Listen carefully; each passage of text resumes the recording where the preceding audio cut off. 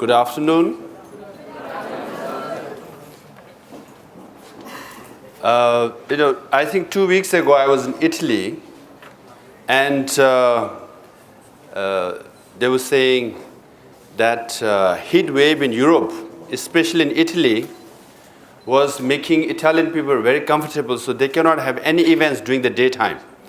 Everything has to be after sunset, after 8 p.m. So, after having dinner, wine, at 10 p.m. they said, now give your talk. So I said, I've been all over the world. I've always started my event by saying either good morning, sometimes good afternoon, barely good evening. Only in Italy I'm saying good night, now listen to my talk. After drinking wine. So I think we started our program on time. And I just want to appreciate Vice Chancellor for being here. He was engaged for something else, but was very kind enough to come here. And all the faculty members of the university. I've heard of MS Baroda. For the last 8 years, I've been as the president of Tibetan administration because my assistant is from MS Baroda. And we have the largest Tibetan students in MS Baroda. And we consider them to be well behaved. You don't have to, Vice Chancellor, you don't have to give me the reports, but we consider them to be well behaved because it's Gujarat, it's dry state. So no clubs around. And Baroda is also a cultural center. Sanskriti hai. So we consider them well behaved, well educated. That's how we see them. But later you can tell me what are the other things that they do. So for me it's a great privilege, really. My first time to Gujarat, because this is also the land of Mahatma Gandhi and Sardar Patel, presently Prime Minister Modi ji.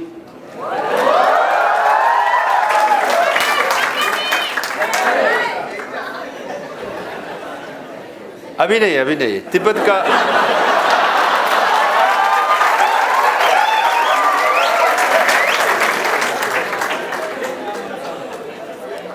Now I'm asked to talk on Tibet in the context of China and India.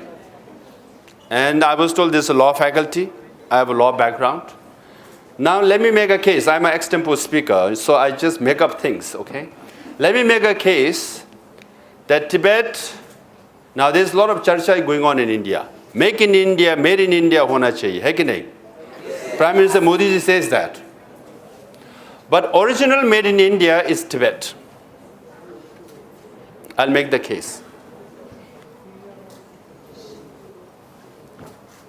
100 million years ago, Tibet was a flat land, fertile, everything grew in Tibet. But India split. India, we call it Indian plate. From Africa, decided to move up north. The whole tectonic shift happened.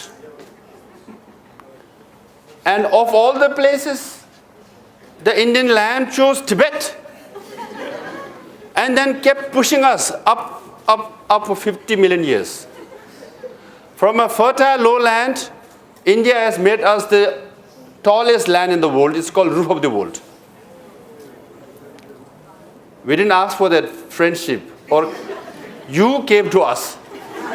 So now Tibet is called the roof of the world.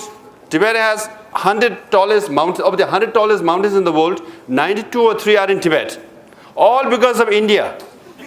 Abhi bhi jabardast push kar raha hai. Every year 1 or 2 centimeters grow. Even on Mount Everest we know that. Kyun? Tectonic shift. India was attached to Madagascar in Africa. Kahan se yahan aaya? To Tibet ko bana diya.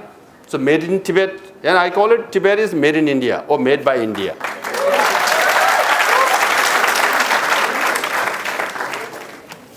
Then Nalanda University was established in India. Buddhist scholars went everywhere. And Tibetan kings also thought, हमें भी बुद्ध का wisdom लाना है तिब्बत में. And then they sent scholars after scholars to India. Now, in countries, normally, national heroes are either generals, war heroes, or politicians, kabhi business people. But in Tibet, national heroes were the scholars or the translators. They came to India in 7th and 8th centuries, learned Sanskrit, learned Buddhism, and took Buddhism and Buddhist texts from India to Tibet. Now, India doesn't have more than 12 volumes of what Buddha said. 12 volumes se zyada nahi hai. You go to any Buddhist country in the world, they don't have more than 12 or 24 volumes of what Buddha and his disciples said. In Tibetan language in Tibet, how many volumes are there? 300 volumes. I was told at MS Baroda you have Buddha's relic. You might have Buddha's relic, but Buddha's knowledge is with Tibet. Now, if you want to know what Buddha said, or his closest disciple said, everybody is talking about Nalanda University, but if you want to know Nalanda wisdom, it's in Tibetan language. Phir, made in India ho gaya na? And also our script is based on Sanskrit of Gupta dynasty. And Tibetans like little bit shortcut. In Hindi you have ka, kha, ga, nga, anga. We said, okay, ka, kha, ga, nga, anga ko chhod do. So ka, ga, kha, nga, cha, cha, chanya is how Tibetan scripture is. वो भी copy किया ना, it's made in India ये. Now, when we say Tibetan civilization is under threat, because the Chinese government, when they invaded and occupied Tibet, they destroyed 98% of Tibetan monasteries and nunneries. 99.9% of monks and nuns were disrobed. They were not allowed to practice Buddhism. Even now, demolition and dilution is going on. We can say they are destroying Tibetan civilization, but actually it's the Indian civilization, Buddhist civilization they are destroying. Hai ki nahi? Yes? Yes. So, made in India is getting destroyed in Tibet. And what else? As my friend mentioned, so Tibetans get refuge in India. The Indian government and the people of India has done the most for Tibetan people. So we're very grateful. But also remind him,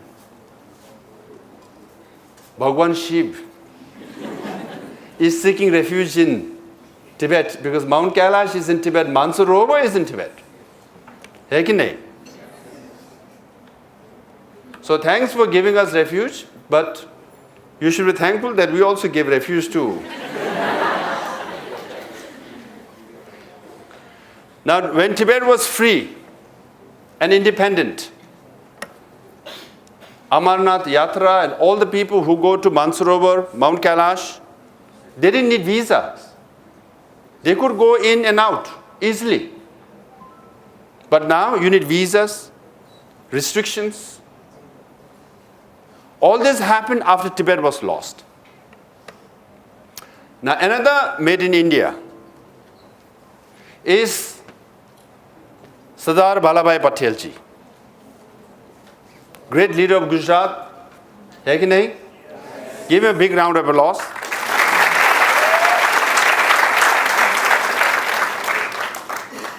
On November 7th, 1950, when Chinese army was moving into Tibet, Sardar Patel ji wrote a letter to Pandit Nehru.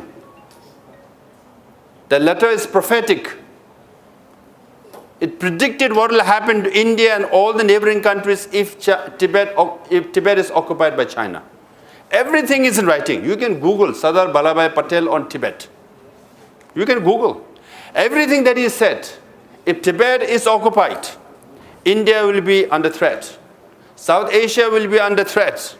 Burma, Bangladesh, he lists all the countries, what will happen. That's why he said, Tibetans are looking at us. Tibetans are trusting us.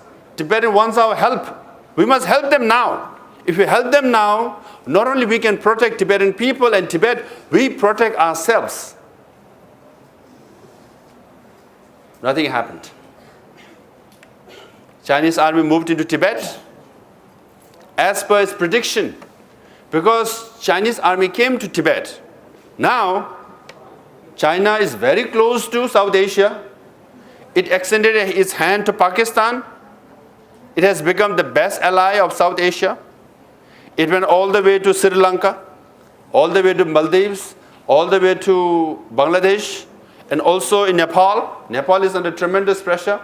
Recently, government of Nepal, only other Hindu country in the world after India, the government of Nepal declared that in all the government schools of Nepal, the Chinese language will be mandatory and paid for and taught by Chinese teachers sent by China.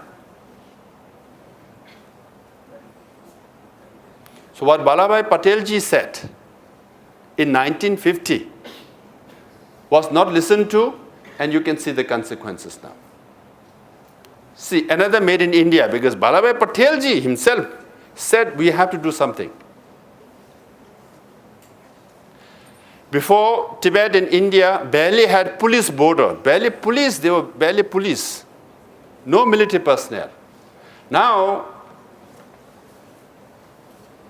India has thousands and thousands and thousands of military personnel providing security in the border of India from China.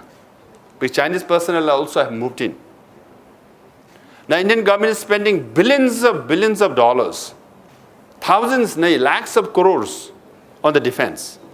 Before, you didn't need that money. Those money could have been spent on education, helping the poor, Swachh Bharat and all the projects. Now, billions of dollars are spent protecting the border of India, mainly because China was allowed to occupy Tibet in 1950s. So this is the reality. And the philosophy that we follow is ahimsa, Gandhiji's philosophy. Another made in India. His Holiness Dalai Lama is a great admirer of Mahatma Gandhiji. And we all are. We've been following non-violence for the last 60 years. And also, another made in India is Tibetan leadership. Tibetan students are educated in MS Baroda, many of them working in the Tibetan administration. If you look at the Tibetan leadership, most of them are educated in India. I also have a degree from Hansraj College, where Shah Rukh Khan went. So also Tibetan students, Tibetan, you don't think much of me, but jokingly I say, if you go to the Hansraj College, they have an alumni wall and photographs of all the alumni. And I also tell them that there is Shah Rukh Khan's photograph and next to him is my photograph. Then only Tibetans think, oh, he's somebody, But my attendance was quite poor when I was at Hansraj College, because half of my attendance was outside the Chinese embassy. So that's why. So we follow non-violence, ahimsa. So if we succeed, ahimsa succeeds, Gandhiji succeeds, another Gujarati succeeds.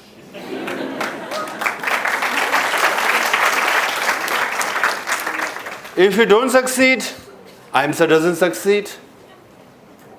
Then who doesn't succeed? Yeah?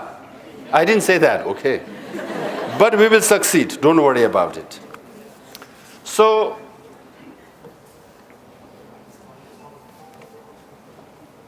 made in India. The original made in India is Tibet and the Tibetan movement. So if made in India has to succeed, then the Tibetan movement has to succeed. Together we march forward. And as you said to Tibetan students, standing for 1 or 2 hours is nothing, because our road to Lhasa is long. But our road to Lhasa will be through Sardar Vallabhbhai Patel, Mahatma Gandhi, Ahimsa and Karuna. And that day will come. And that day will be our Achhe Din.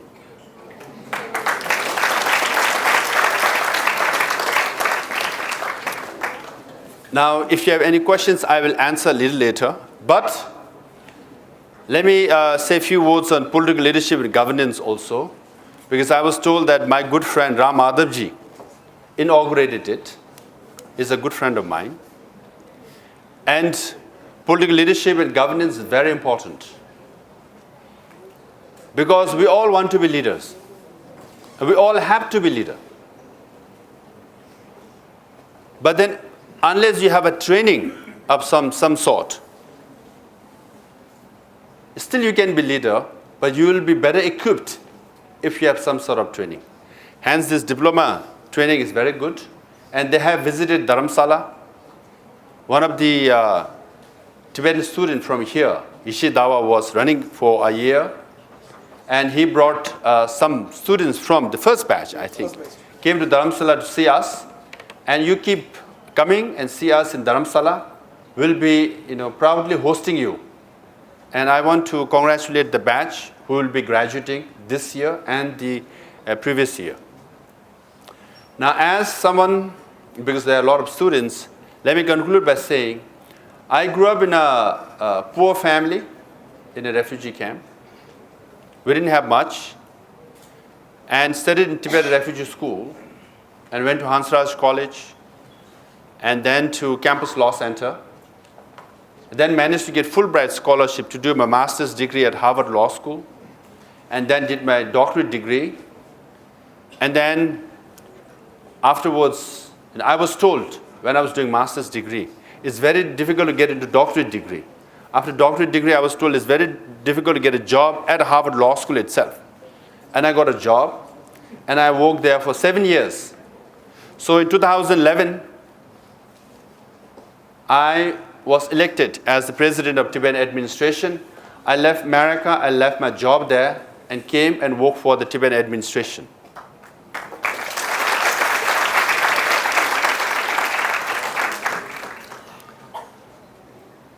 Now, you might think, oh, he is president, he might have all the privileges, but not so. My salary is less than 30,000 rupees a month. You heard me, 30,000 rupees, less than 30,000 rupees. Why I left my job in America to work for 30,000 rupees, this is a labor of love for me. This Tibetan cause. Our civilization is at stake, our country is at stake, our people is at stake, our culture, identity is at stake. And we Tibetans have to contribute.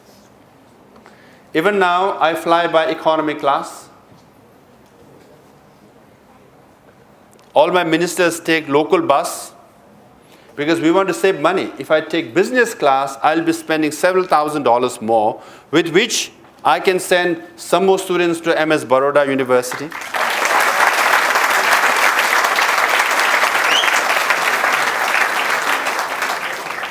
We take local bus because we want to save some money so that we can send our children to schools. That's why wherever I go, sometimes I spend my nights in 5-star hotels, if the host put me there.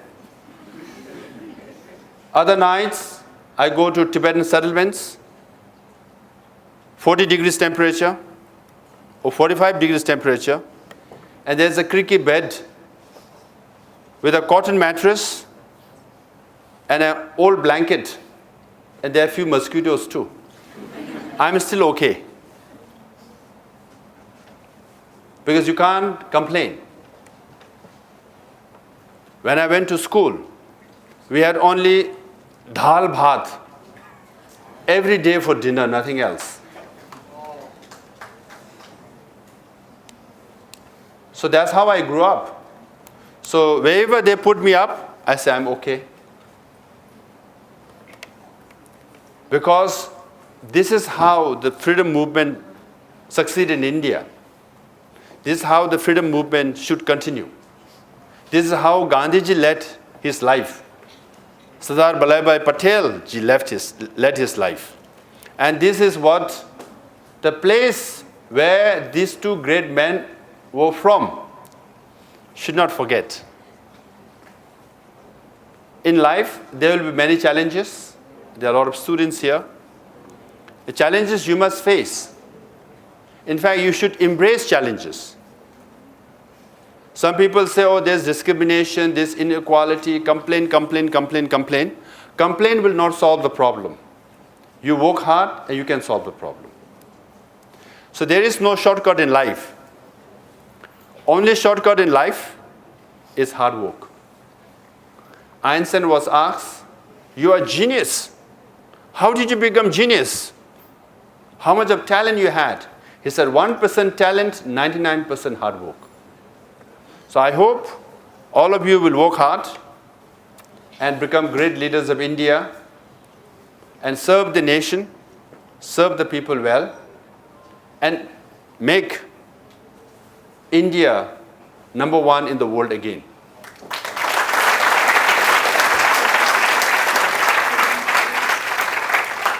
So let me conclude by saying, if you look at the discourse in India, often it's about 70 years since independence, right? Just 2 years ago, everybody is saying 70 years since independence of India. But when you say 70 years and India sounds so young, sounds so new. I think the discourse should not be about 70 years. Or sometimes the discourse about 700 years of colonization. Mughals and the British. We were colonies. And then the discourse of colonies leads to the mindset of being victim. We were victim of that, we were victim of this, we were victim of that. I think the discourse should not focus on 70 years or 700 years, but move pre-700 years, when India was actually #1 in civilization, in culture, even in economy. For 1,000 years, India was one of the greatest civilizations. Hai ki nahi? But also that 1,000 years coincides with the spread of Buddhism in India.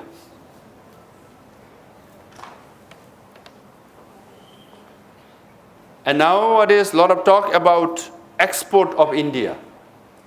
The greatest export of India has always been Buddhism.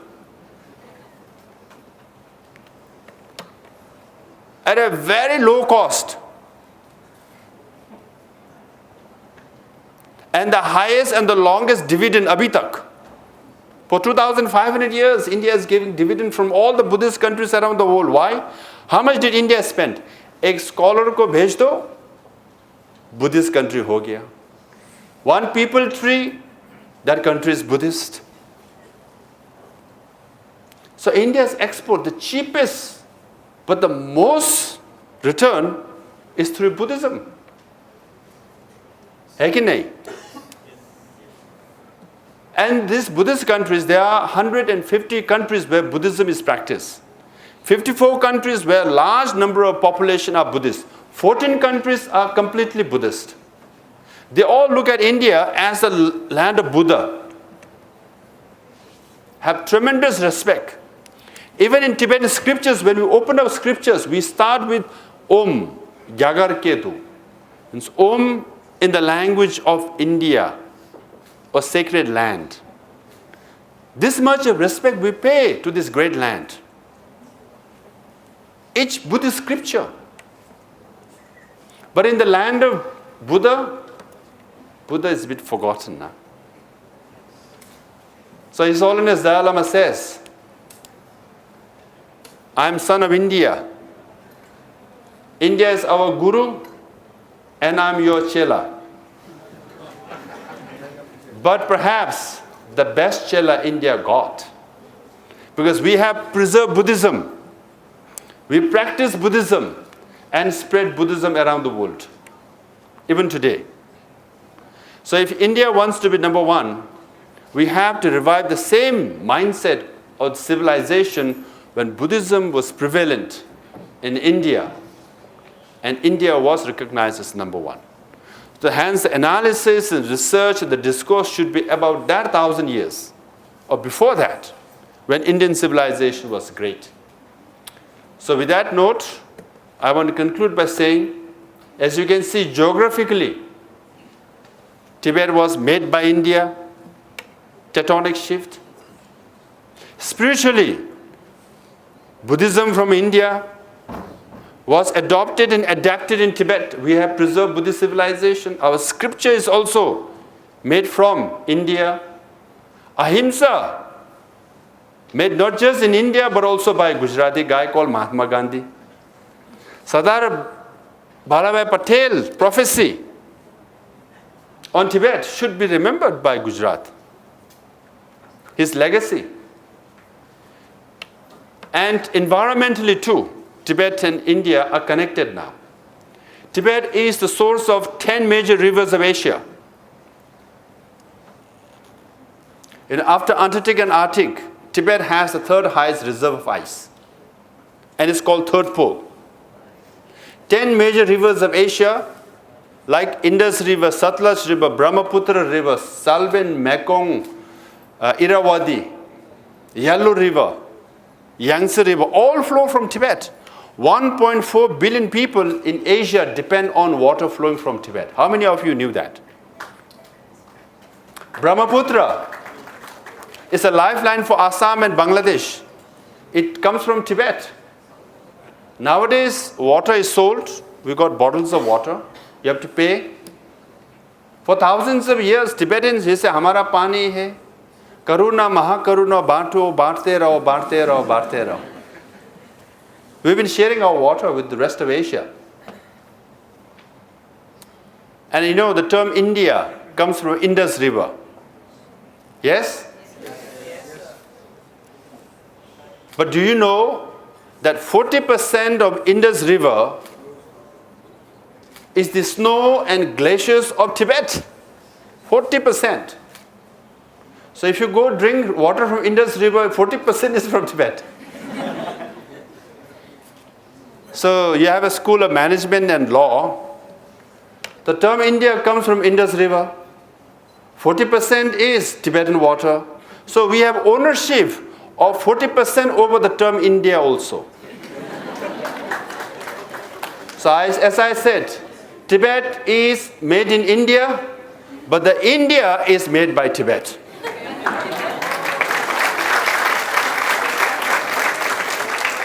So we are connected. So with your support, with your help, we'll march together. Like we succeed in India, we will succeed in Tibet too. When the day comes, we will say once again justice prevailed, freedom prevailed, non-violence prevailed, karuna prevailed, and made in India became a success, and Achhe Din Tibet mein bhi aaya. Thank you.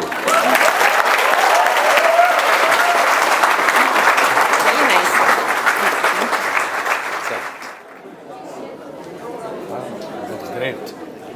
Thank you.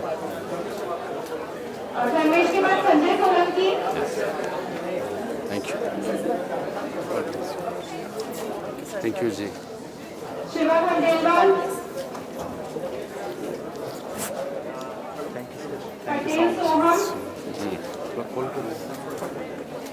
Yes. Thank you.